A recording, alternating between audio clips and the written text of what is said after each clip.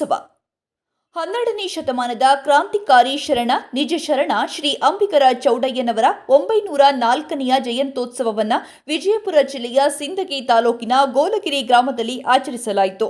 ಈ ಸಂದರ್ಭದಲ್ಲಿ ಯಾವುದೇ ಒಂದು ಜಾತಿಗೆ ಸೀಮಿತವಾಗದೆ ಊರ ಹಾಗೂ ಪರವೂರ ಜನರು ಜಯಂತ್ಯೋತ್ಸವದಲ್ಲಿ ಭಾಗವಹಿಸಿದರು.